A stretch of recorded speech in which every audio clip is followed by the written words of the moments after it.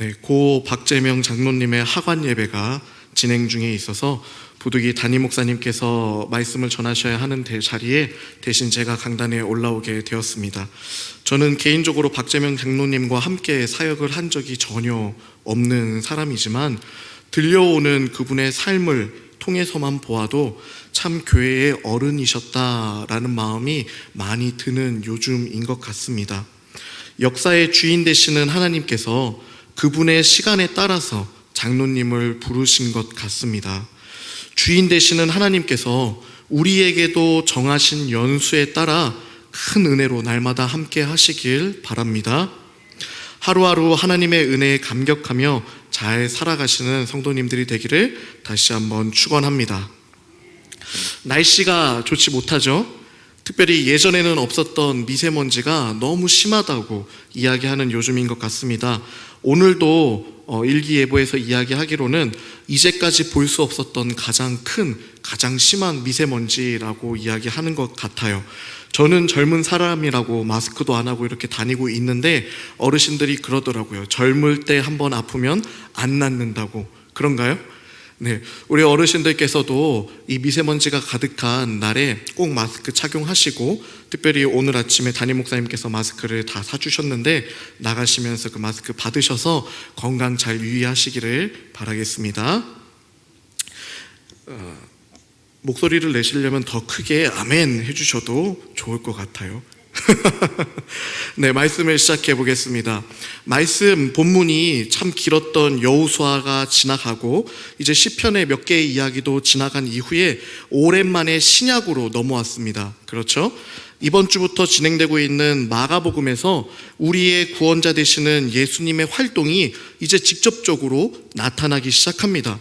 그동안에는 은유적으로 또 함축적으로만 표현되었던 예수님께서 하셨던 일들이 이제는 구원자 예수님이 나타나셔서 그 예수님이 어떤 일을 하셨는지 우리에게 직접적으로 이야기를 하신다라는 것이죠. 예수님이 앞으로 이런 일을 하실 거야 라는 이야기가 아니라 마가복음에서는 지금 예수님이 이렇게 행동하고 계셔 라고 이야기하고 있다라는 것입니다. 마가복음은 여러분 복음서, 즉 예수님의 공생의 사역을 이야기하고 있는 성경 중에서 가장 먼저 쓰인 책이에요. 여러분, 아무것도 모르는 사람에게 새로운 지식을 전달하기 위해서는 길게 이야기를 해야 할까요? 짧게 이야기를 해야 할까요? 대답을 하려면 어떻게 하시라고요? 큰 소리로 짧게 이야기를 해야 합니다. 그러면 아무것도 모르는 사람에게 새로운 지식을 이야기를 하려면 복잡하게 이야기를 해야 할까요? 간단하게 이야기를 해야 할까요? 간단하게 이야기를 해야 되죠. 그렇기 때문에 처음으로 쓰여졌고 처음으로 예수님 이야기를 하고 있는 마가복음은 굉장히 짧고 간단하게 이야기가 서술되어 있습니다. 예수님에 대해서 이야기를 들을 때에 누구나 그 이야기를 들었을 때 예수님이 그런 행동을 하셨구나 라고 대번에 알아차릴 수 있는 쉬운 문장으로 구성이 되어 있다라는 것이죠. 성경이 너무 어려워서 읽지 못하겠다, 성경이 너무 어려워서 읽지 못하겠다 라고 이야기하는 자신이나 혹은 다른 사람이 있을 때 우리는 어떤 성경을 떠올릴 수 있게 되는 겁니까? 그러면 마가복음을 떠올릴 수 있게 되는 것이죠. 예수님이 어떤 일을 했는지 나는 좀 알아보고 싶다라고 생각했을 때 마가복음을 펼치고 읽을 때 하나님께서 주시는 새로운 또 강력하고 간단한 은혜가 있을 줄로 믿습니다. 마가복음, 그래서 우리는 이제 한 달의 시간 동안에 마가복음을 접하면서 조금씩 더 깊은 하나님의 말씀을 탐구해 보려고 합니다. 오늘은 마가복음 1장, 마가복음이 어떻게 시작되었는지 저하고 여러분이 함께 나누려고 해요. 마가복음은 예수님께서 하셨던 일들을 너무 쉽게 서술해 놓았지만 또 한 가지의 특징이 있다면 마가복음이 쓰여질 당시의 시대 상황이에요. 마가복음이 쓰여질 때에 이스라엘 사람들은 저기 이제 로마 나라로부터 압제를 당하기 시작하는 시간이었던 것 같습니다. 그동안에는 예수 믿는다고 해서, 유대교를 지킨다고 해서 우리 유대인들끼리 모여 있다고 해서 심하게 탄압이 들어오지 않았는데 마치 일제의 강압처럼 로마라는 나라가 일어나더니 이스라엘 사람들에게 이제 강력하게 압제하고 억압하고 고통하게 하는 일들이 시작이 되었다라는 것이죠. 그때에 마가복음이 쓰여진 거예요. 그러면 마가복음의 원리 중에, 목적 중에 하나가 또 무엇이 있겠습니까? 고통하고 있는 유대인들에게, 로마라는 나라로부터 고통하고 있는 유대인들에게 위로하고 응원하고 너희들은 잘할 수 있다고 일으켜 주려고 하는 목적이 있다라는 것이죠. 마가복음은 예수님이 어떤 일을 하셨는지 간단하게 설명할 뿐만 아니라 그 당시에 힘들고 억압받고 환경적으로 쓰러지고 있었던 사람들에게 너희는 할 수 있어 라고 응원하고 있었던 복음서가 마가복음이라는 것입니다. 이렇게 이야기를 해보니까 지금 함께 예배드리고 있는 우리들에게 가장 필요한 것이 마가복음이구나 라는 생각이 저에게는 많이 들었습니다. 하나님의 말씀을 간단하고 명료하게 들을 때만큼 강력한 은혜가 없거든요. 우리의 삶 또한 많은 어려움 가운데에 있지 않겠습니까? 제가 우리 시니어 여러분들 앞에서 이제 나이가 좀 먹어서 라는 이야기를 하기에는 좀 민망한 젊은 나이의 목사이지만 이제 목사를 시작하는 저 어린 제게도 어려운 일들이, 어려운 고민들이, 또 어려운 선택을 해야 하는 순간들이 찾아오더라는 말이죠. 하물며 여러분들에게는 어떻겠습니까?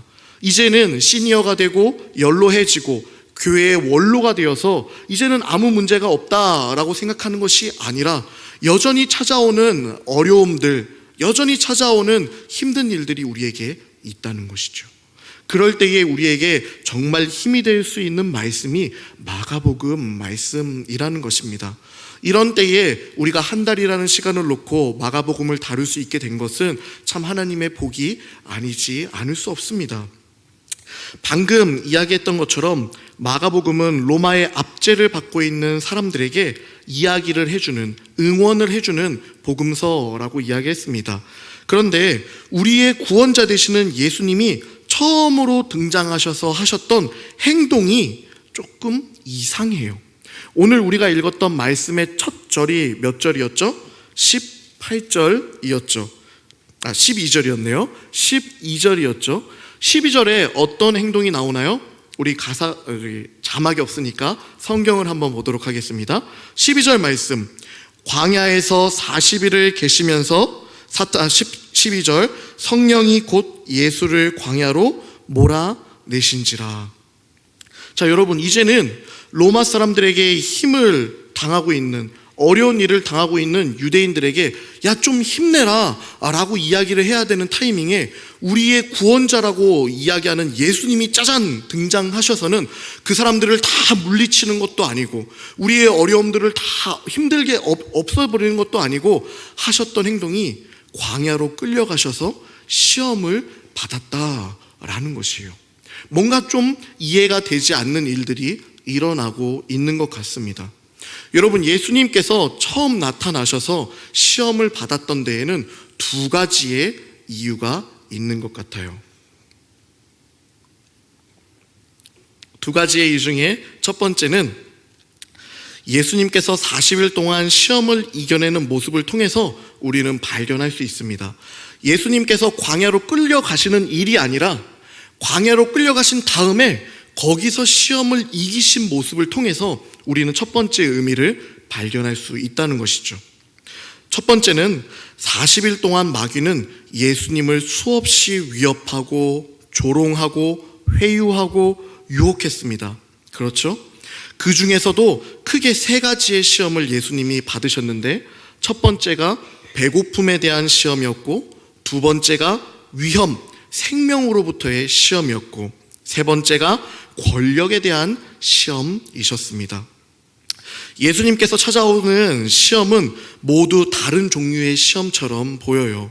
배고픔도, 목숨도, 권력도 다 다른 종류의 시험처럼 보이기 때문이죠. 그런데 예수님께서 그 시험들을 물리치신 방법을 보니까 한결같이 딱 한 가지의 방법이더라 말입니다.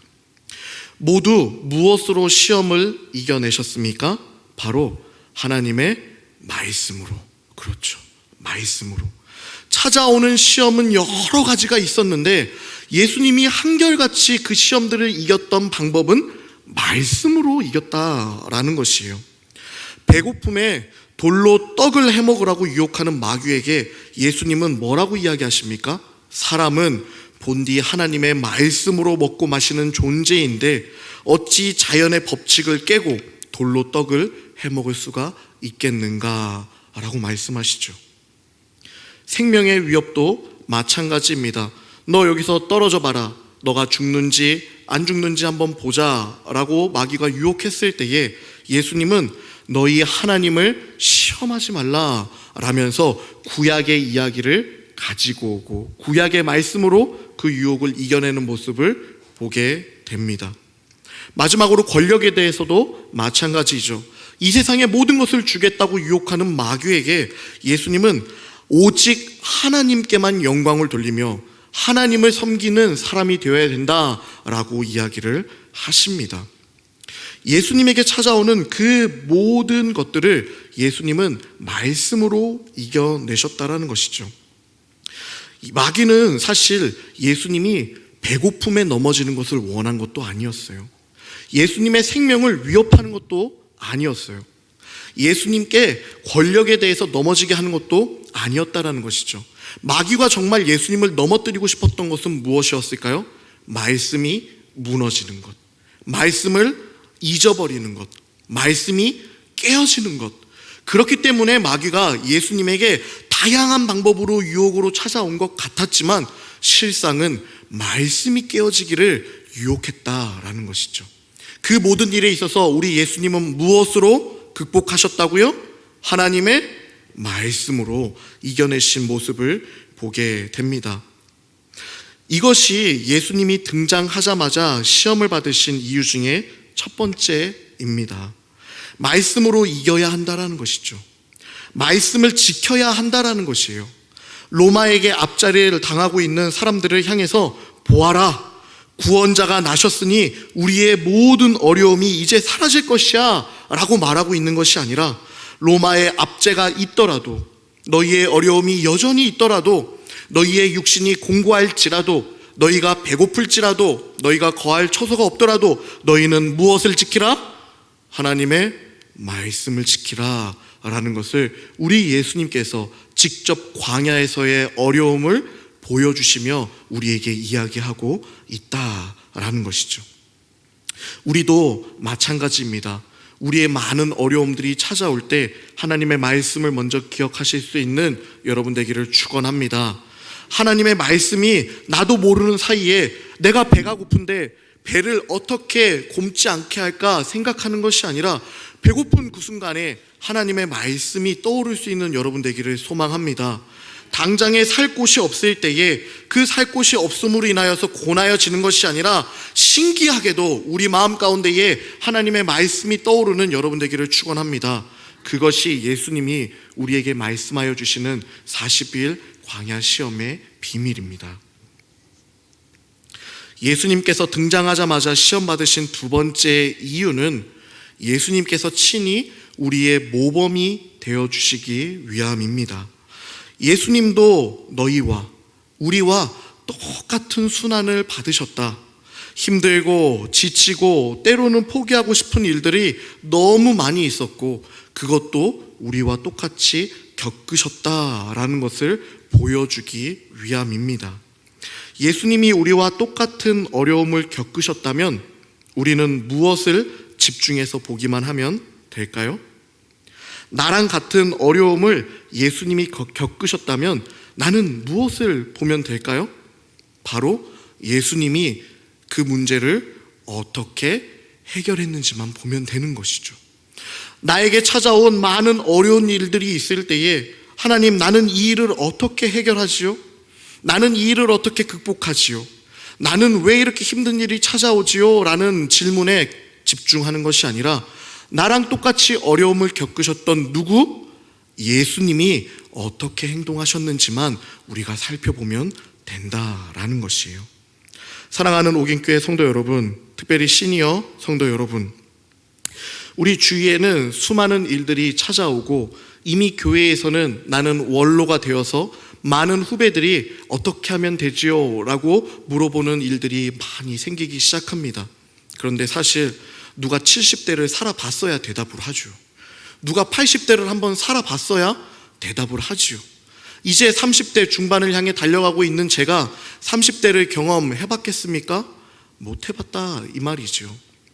60대든 70대든 80대든 심지어 90대든 그리고 이전에는 상상도 하지 못하였을 100세가 넘어가는 시대가 된다 하든 인간은 새롭게 찾아오는 많은 어려움 가운데에 정답을 내어놓을 수 없는 존재라는 것입니다. 그럴 때에 우리는 예수님이 어떻게 행동하셨는지를 집중해서 바라보면서 나의 삶 또한 어떻게 극복해야 되는지 해답을 얻을 수 있는 그런 생각을 기억하시기를 바랍니다.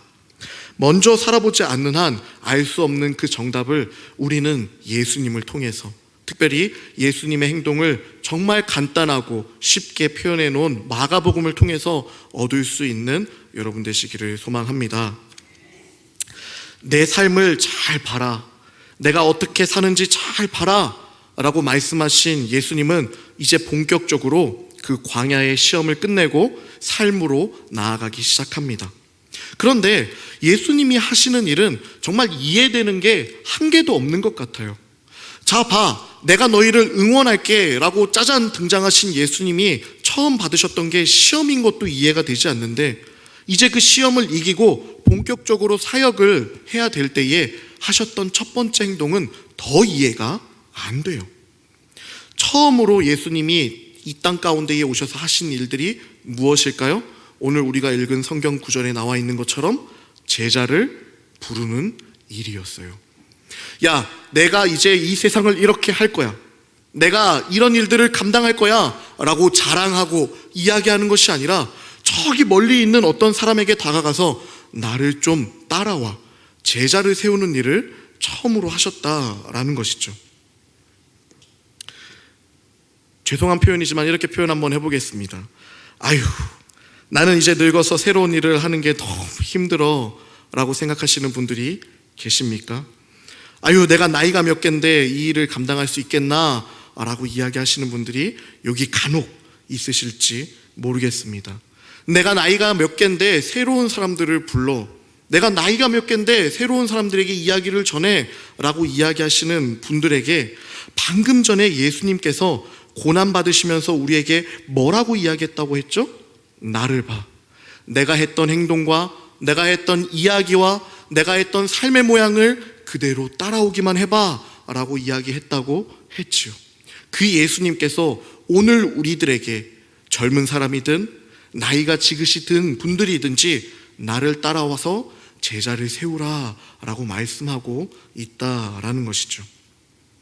예수님이 그의 제자들을 부르시면서 두 가지의 말씀을 하셨어요. 첫째는 회개하고 복음을 믿으라 라고 말하셨다는 것이죠. 한번 따라해 볼까요? 회개하고 복음을 믿으라. 한 번 더요. 회개하고 복음을 믿으라. 여러분, 회개라는 것이 무엇입니까?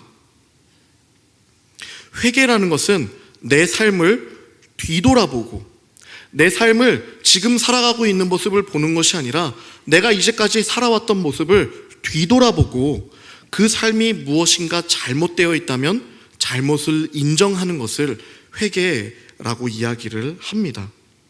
저는 예수님이 제자를 부르신 사건이야말로 진정한 시니어 여러분들의 말씀이라 생각을 합니다.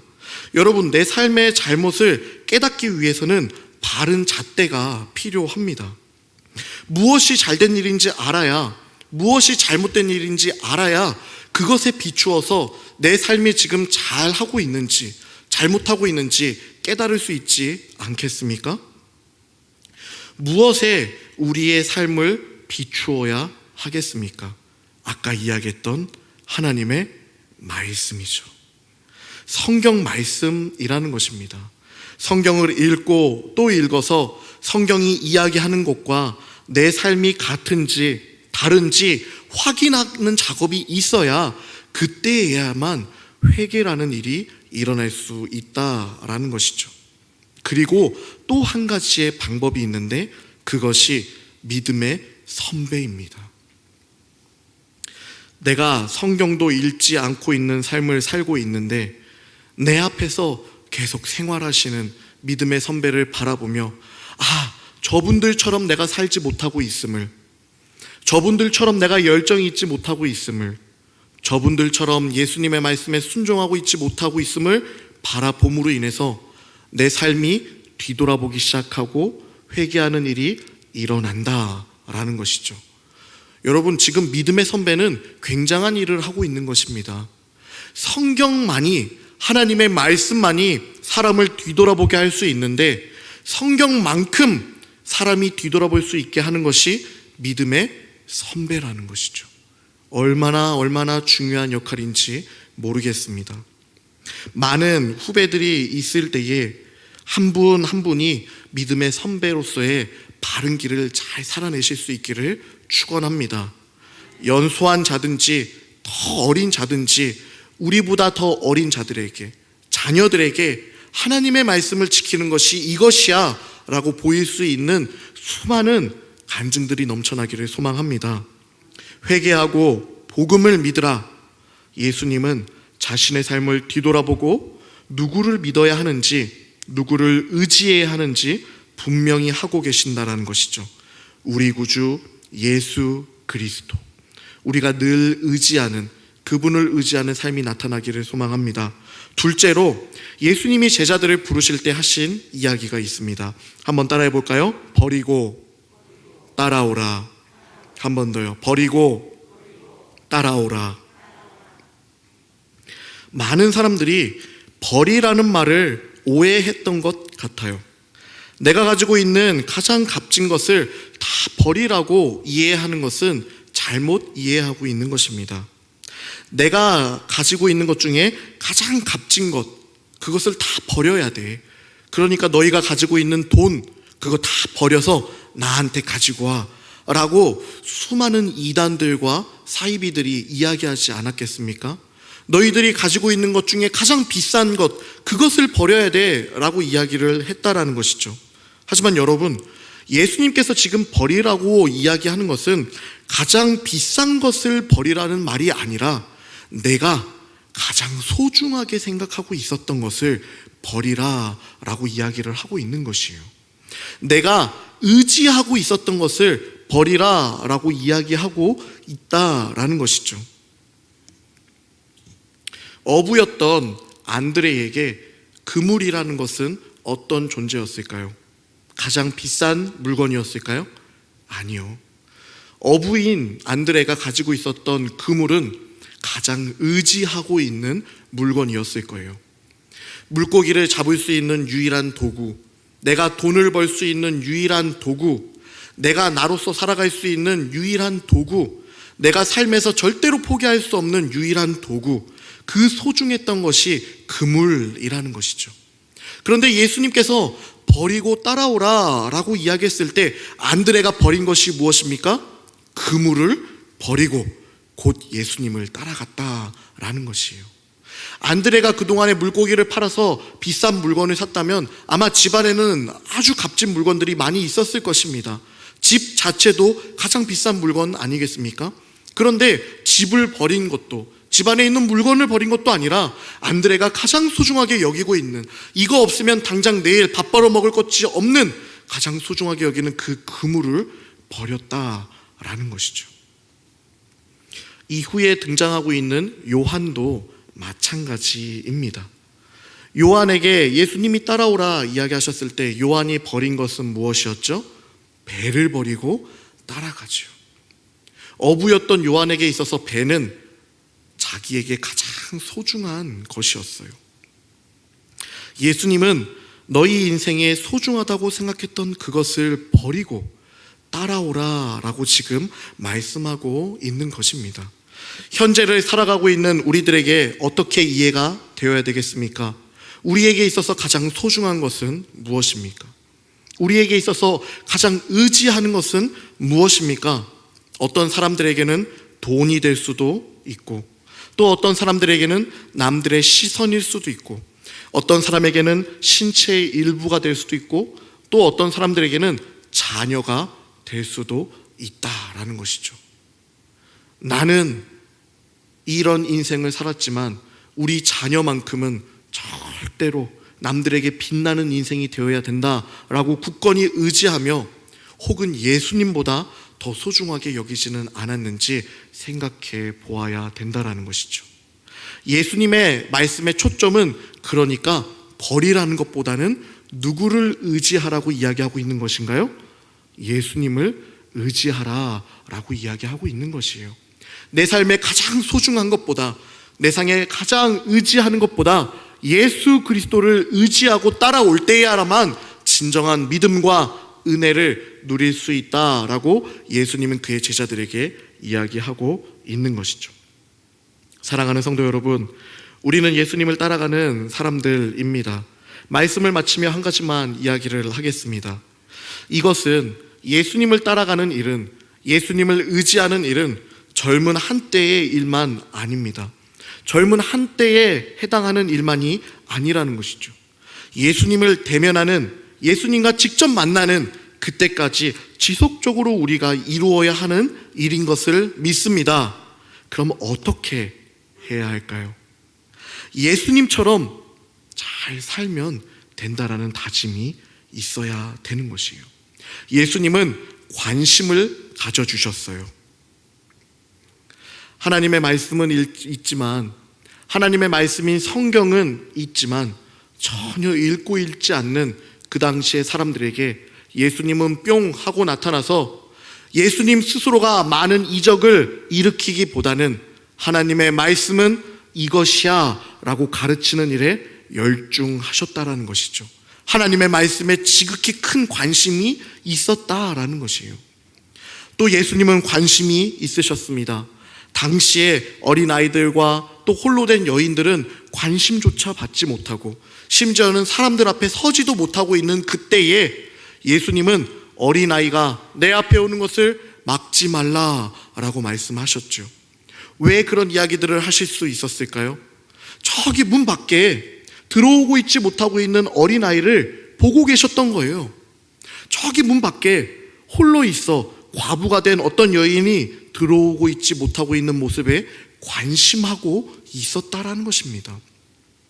예수님께서는 늘 하나님의 말씀과 자라나는 세대들과 그를 따라오는 제자들에게 관심을 보여주셨어요. 그러면 사랑하는 옥인교회 성도 여러분, 우리는 누구에게 관심을 가져야 하겠습니까? 우리는 끊임없이 하나님의 말씀 가운데에 관심을 두어야 할 줄로 믿습니다. 그리고 또 한 가지, 우리보다 후배가 되는, 우리의 제자가 되며 예수님의 제자가 되는 그 사람들에게 관심해야 되죠.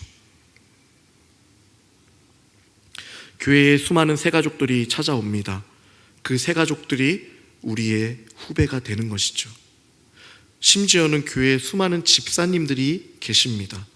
저같이 연소한 자는 제자라 이야기하기 조금 뭐하지만, 우리 시니어 어르신들이 볼 때에는 집사님들 또한 여러분들의 후배요, 제자죠. 심지어 교회의 수많은 권사님과 장로님들마저도 우리 시니어 어르신들의 후배 아니겠습니까? 그러면 선배가 된, 믿음의 선배가 된 우리는 누구에게 관심을 해야겠습니까? 우리의 후배된 모든 성도들을 관심하며 기도하며, 나를 봐, 예수님이 하셨던 행동처럼 나를 봐, 이렇게 신앙생활 하는 거야 라고 이야기할 수 있는 여러분들, 또 제가 되어야 하겠습니다. 그럴 때에 교회에 새로운 은혜들이 넘쳐날 것입니다. 그럴 때에 새로운 열매들이 마구마구 생겨나기 시작할 것입니다. 이제까지 했던 수많은 일들 그 위에 또 새로운 모습의 많은 열매들이 맺히기 시작하실 것입니다. 예수님은 그렇게 제자를 세워가셨어요. 나를 봐, 내가 하나님의 말씀을 귀하게 여기고, 내가 하나님의 말씀을 청종하고, 내가 하나님의 말씀 앞에 순종하며 나보다 어린 자이지만 하나님의 말씀이 함께 나누어질 때 서로 함께 머리를 숙이며 하나님의 말씀만 영광 올려드리는 이 모습을 보고 우리 교회가 바로 세워지는 것을 원한다라고 말씀하실 수 있는 여러분 되시기를 소망합니다.